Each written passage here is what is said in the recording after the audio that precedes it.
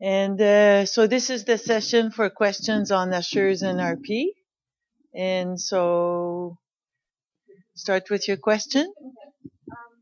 So I have a parent that has RP, and I was just wondering, I guess one of my questions is, are night blindness and RP related? And if you have night blindness, is it guaranteed that you will get RP eventually, or that you have it for sure? And also, as in terms of genetics, how you can figure out, or if you have it, or if you carry it as a like child of someone that has RP. Okay, so that's an hour question, and that's good. So let's start with the easy part. So night blindness. So night blindness, we see in RP, although some people suffer it to a different degree. For some people, it's very significant. For some people, less. But it's not because you have night blindness that you have RP. So, for example, nearsightedness would cause night blindness.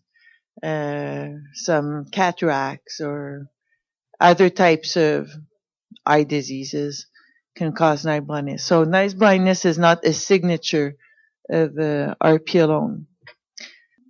Then how do you determine what type of RP do you have? So that's not straightforward. It's hard to do it without seeing the person because the changes that we observe will guide for genetic testing. Also, it helps to have some family information to document inheritance. So there's various strategies that we have to identify the genetic cause of the disease. And, so what we would recommend is that the affected individual be seen by a specialist and go from there. So, and it's not because you have RP that you'll pass RP. So not every condition is carried on. So just to go briefly, go back to genetics 101 very, very quickly. So most commonly, there's 3 ways that you can inherit the disease. So if you have a dominant condition, what we call autosomal dominant, when you carry such a condition, you're at 50% risk of passing it on. It's luck or bad luck, yes or no.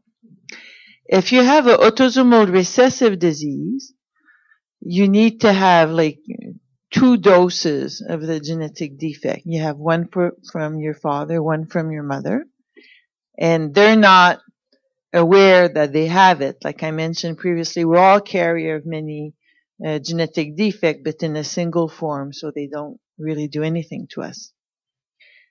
When you have an autosomal recessive disease, meaning you need 2 versions of the gene to have the disease, if you don't marry within your community, if you don't marry a cousin, a close relative, or if you're from a very isolated population and you stick to that, you're not at increased risk to pass on the disease. And that's the most common form of RP that we see in our community, autosomal recessive. If you have an X-linked disease, so that means that the gene is transmitted by the X chromosome. So you may remember the men have only 1, and the women have the luck of having 2. So only the female pass it on because the male, they pass on their Y chromosome. They don't pass on their X chromosome. Okay? So if you have a male affected with X-linked RP, his daughters can be carrier, but the males won't be affected. Okay? So that's why often in X-linked disease, we say it skips a generation because it's carried through the female. Answer your question? Yes, sir. I heard from your morning session that there's multiple types of RP.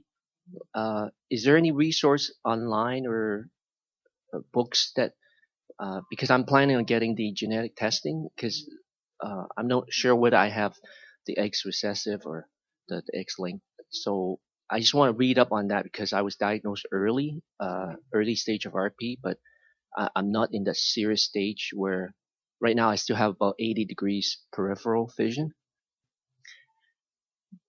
What I would recommend for you to look at, don't laugh, is Wikipedia. Google is my best friend. And it's a good start, seriously. There's a site that's also interesting that the initials are OMIM, OMIM. So OMIM stands for Online Mendelian Inheritance in Men. And it's a compendium of inherited diseases. And they've improved a lot of the eyes. Before, the eyes were neglected. A lot of people think the eyes are not part of the body. They think it's something separate. But we've managed to explain to people that it's part of the body. And so now eye disorders are being included in OMIM. So they actually have a good summary. Another site that you can check for information is actually the FFB website. And I would say FFB Canada and FFB US have a lot of information on their websites. And that's a good start. You'll be busy that's a good start. I think it's easier to do that than to reference a paper reference per se. And first, because they get outdated so quickly. I usually start with Wikipedia. And then I look at the references in Wikipedia to make sure that there's some that are recent. And then if there's some that are recent, that gives you an idea that they've been following the field. That's how I do it. Next question. Yes, sir, in the front. First of all, I have to appreciate from this session and seminar that at least allow us to see you more than the time that we can make an appointment with you. Then the question is the type of the RP that I have affected my central vision. When I talked with the others, they said that RP almost take their peripheral vision. And I have a problem with a blurry, like a curtain in the front of my eye that sometimes it disappear and sometimes it appear more than before. How does it work and how is difference between the RPs? Okay. So, the question is, what does loss of central vision mean when you have RP, and is the diagnosis right? Or can you have loss of central vision in RP instead of peripheral? And that there's central blurry vision. RP is a term that's loosely used. And sometimes it gets lost in translation, and people stick to the definition. For some people, RP will be night blindness, constriction of the peripheral field, and so on. Those would be the most, and dysfunction of the rods, if you go a little more precise. RP by definition means that your rod cells, so those that make you adapt from a bright environment to a dim lit environment, are not happy. They do not function well, and some die. So you need, if you close your eyes and you imagine them, you imagine a battlefield of rod cells that are interspersed with cone cells. So it's not like the French and the English or the German and the Russians. They're not like that. It's an integrated society. The cones are integrated with the rods, and the way they function is that they connect to each other. And so when the rods die, the cones are not necessarily spared. They can die secondarily because their support system is not there. The rod cells, they secrete a factor that keeps the cone alive. So if your rods die, and it's to a variable degree depending on the different forms of RP. It's not uncommon that you would have what we call a rod cone dystrophy, in that the cone component of your condition, which involves the center of your vision, is also affected. So sometimes RP is not just used for a rod dystrophy. It can be used sometimes for a rod cone dystrophy, meaning your rods are more affected than your cone. And even sometimes it's used for a cone rod dystrophy where the cones are more involved than your rods and you have a greater involvement of your central vision. Usually in a rod-based disease, the central vision is not first. The second central vision is secondary. Also, sometimes in retinal diseases, you can have swelling of the back part of the eye, macular edema. And if that's not managed successfully, it can create loss of central vision. So that's irrespective of RP or not. In terms of the blurriness, I could think of two things, especially the fluctuating blurriness. One is that the disease, for a reason I absolutely don't know, fluctuates. So your ability to process the light fluctuates when you have RP or related diseases. So you'll have good days and bad days, and sometimes it's depending on some environments. And all I tell the patients is pay attention to the fluctuation so it becomes less worrisome, so you understand that sometimes you'll have good days and bad days, sort of like arthritis. Also, another cause of blurriness is that if you touch your eye, it's like a jelly ball. So the center of the eye is really like jelly. And with time, everyone, whether you have RP or not, debris accumulates in the jelly. When that becomes in the center of your vision, it creates a little cloud. And in RP, there's a bit more debris because the cells die and the junk has to go somewhere. And so it goes into the jelly. So notice when that happens, if you shake your head or you shake your eyes, often it'll move away. And at some point, it's going to settle. It's pure gravity. If you were doing headstands and like jumping all the time, it would be there constantly. But with time, it'll go away. So those are the two things that I can think of. Yes. Those antioxidants, do they really help with RP, or we're still in research, we don't know? So the question is, do the antioxidants work with RP? So we know that when the photoreceptor cells die, it creates a reaction in your eye that part of it we call oxidative stress. The cells become stressed because of what's happening. And what the antioxidant principle is thought to do is to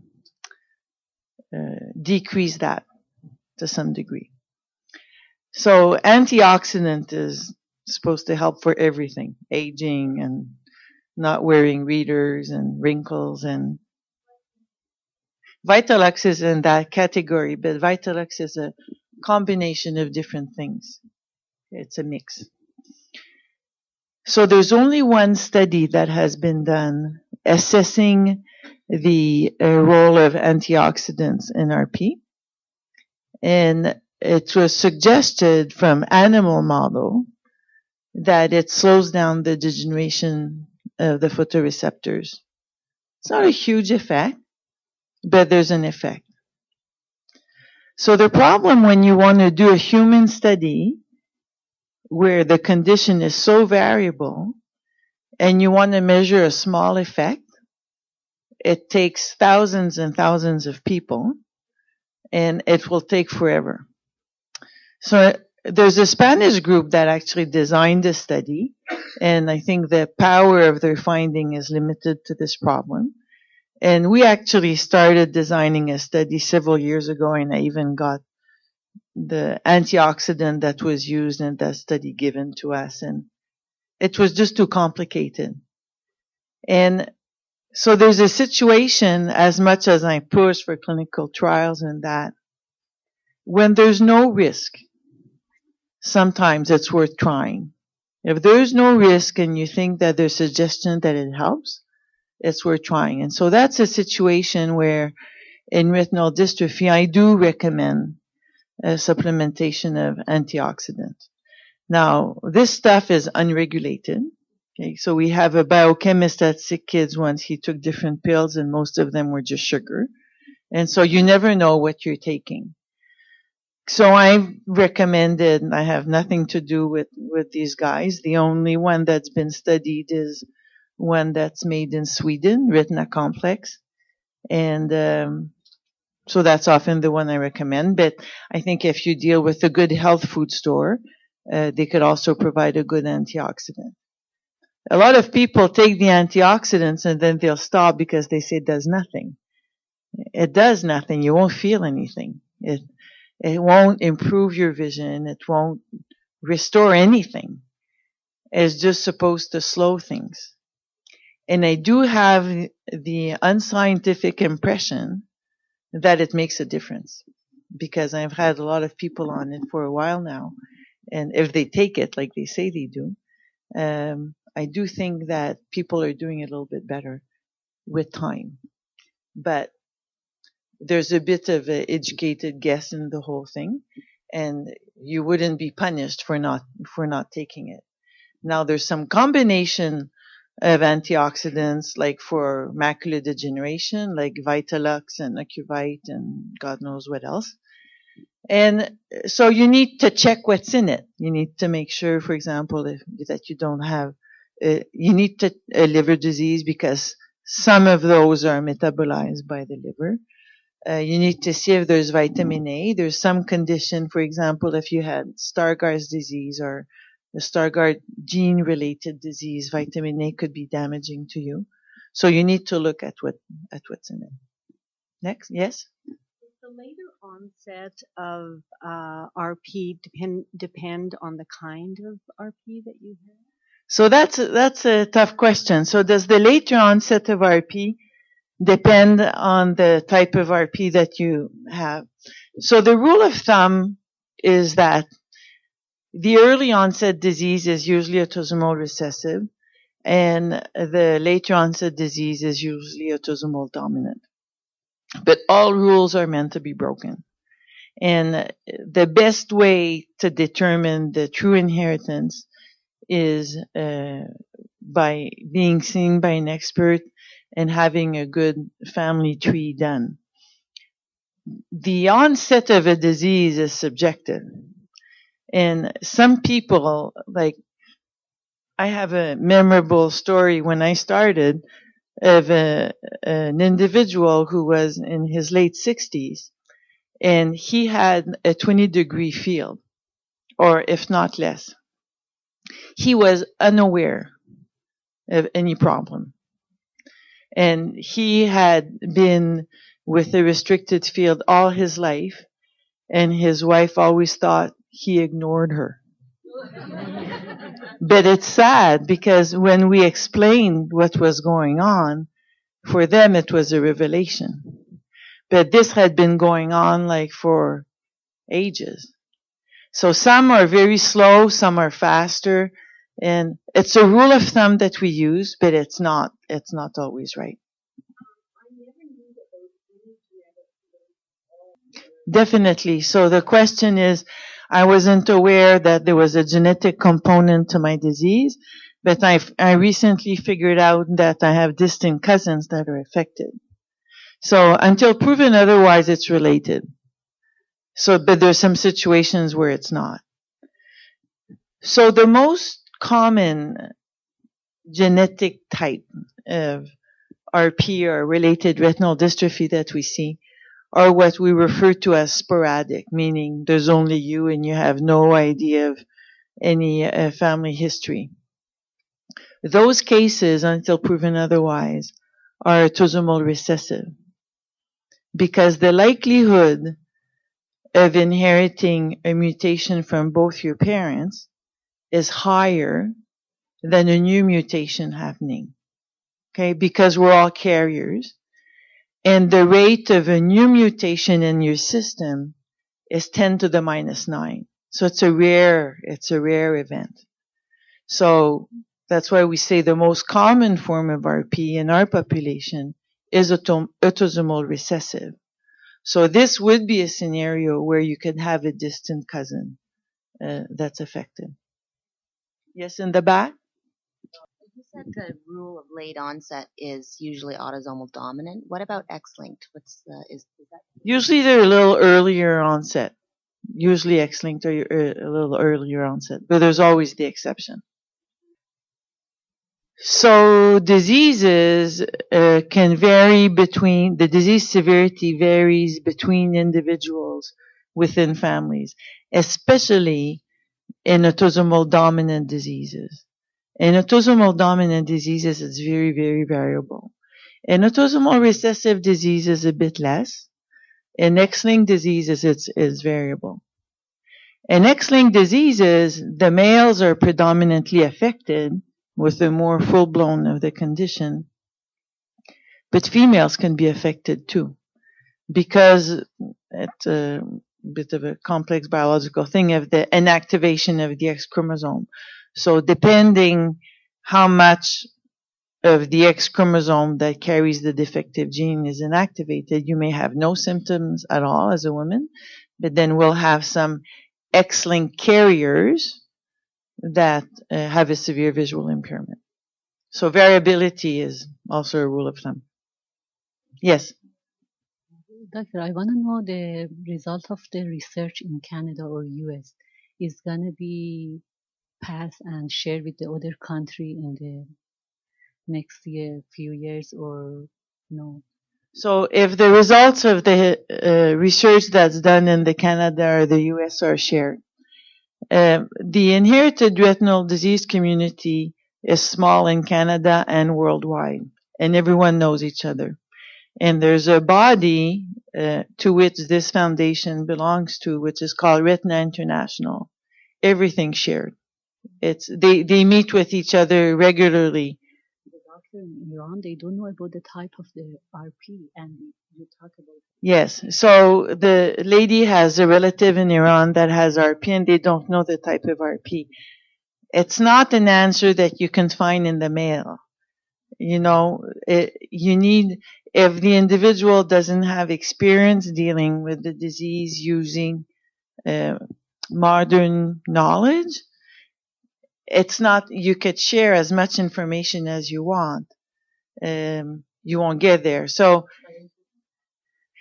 it's that's a situation where the clinician needs to get educated in the field in order to understand more what's going on. Yeah.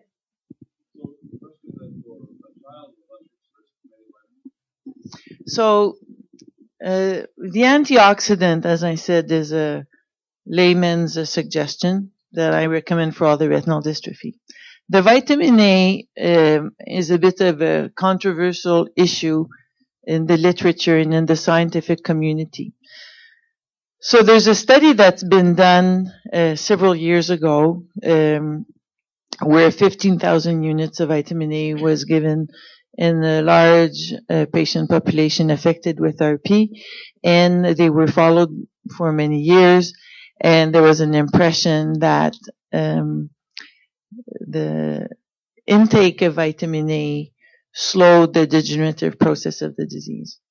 So the way that study was designed was criticized extensively with good reason, because everything was put together. Whatever type of retinal dystrophy was just put in the same bag, all different ages, and so there was many variables that were not taken into account. According to animal work, if you have a rhodopsin mutation, it seems that the intake of vitamin A could improve the outcome of the disease, which is not the case of your son. So my personal recommendation for vitamin A is only when there's a mutation in the rhodopsin gene, which is a autosomal dominant form. Now, vitamin A, the reason why we're hesitant about vitamin A is that there's two reasons. One is vitamin A is a liposoluble vitamin, so it accumulates in fat, it accumulates in your body. And the 15,000 unit dose that is recommended in that study is close to the toxic dose, which is 20,000 units. And over the years, especially you can imagine if a child was going to take that over the years, there is a concern of liver toxicity. So this is where the risk does not outweigh the benefits. And so that's why we usually don't recommend that. Yes. Lutein, the lutein supplement that you take, different from vitamin A, and is it beneficial if you take lutein? There's no study specifically that's been done with lutein that has shown an improvement. So again, it's a theoretical improvement that the lutein protects the pigment of the macular area. It's there's no evidence that it does anything, but there's no evidence that it hurts either. Yes, sir. I started wearing glasses when I was 2.5. They did not know I had RP until I was 6. When I moved to Toronto in the 70s, I ended up eventually referred to Dr. John Parker. He is still my eye doctor.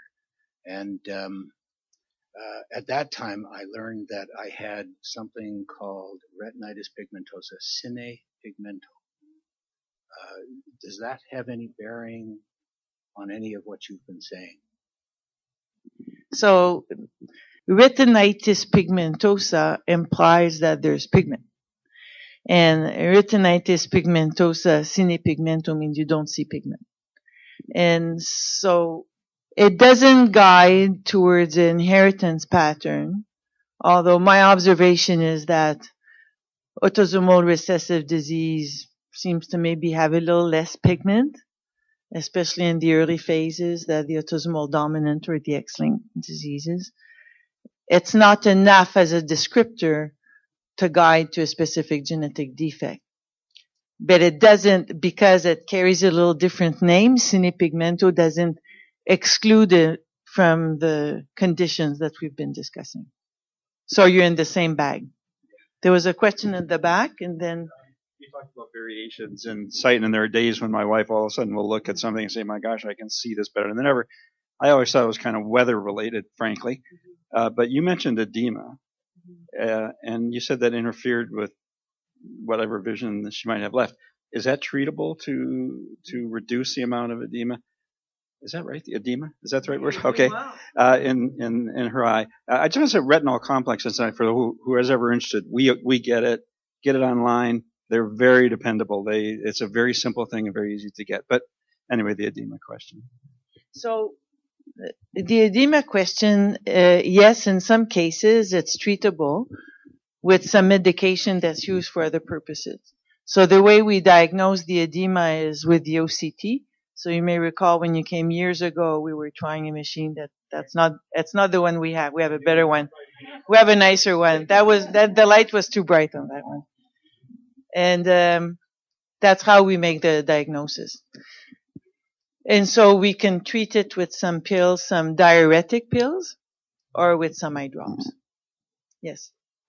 Last year, I asked you a tough question about the difference between siblings with regard to the phenotypes of genetic disease.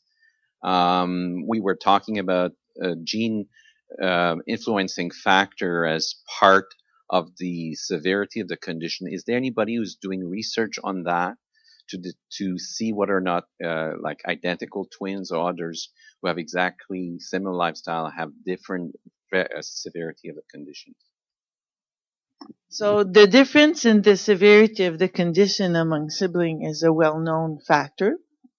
The cause of it is complex. That's how we call it. It's a complex trait. It's a complex observation, meaning that there's some environmental influences. Twins, even identical twins, are rarely 100% identical, and they carry a different genetic background. And so we call those also genetically modifying influences. The best way to identify clear modifiers is through mice study, because you can breed them and create big families more quickly than human. And there's some work that has been done for some specific variants of light damage or things like that. But overall, the variability observed is too complex at this point in our families, or too small to be able to identify a specific genetic modifier per se. But it's taken into account in all the studies that we do. Yes. I have RP. My sister had RP, and my mother did. None of our children do, and they've been followed very carefully, and they're all in their 50s. When can I stop worrying? Probably now. You're okay. If your children don't have the disease, if your daughter, for example, does not carry the genetic defect that you have, her children are not at risk. Okay. Next question. As you mentioned earlier on, there was about 40% of us that still don't have our genetic gene type, and I was just wondering what the developments were on that front as far as new research going on to identify more genes. Thanks. So actually, it's not research; it's clinical strategy. So even in the last month, the opportunities, it's sort of packages that you're able to make to test more genes, and specifically we've sort of rerouted your sample to a new package, and it's like a travel package, where you have more things included than others. There's always new genes identified. So an individual that didn't have their genetic defect identified through one strategy will then go on to the next, and then to the next, and then to the next. These are I'm talking of at SickKids, how we function. And that's for the cases, I'd say, of the last 5 years where our methods have been better. Someone who has been seen 20 years ago is not really included in this strategy because you lost control of the phenotype of what it looked like. So then you would need to recontact. But if there's a active communication with the care provider, that's sort of how it works. So the new genes that are identified get added to the panels.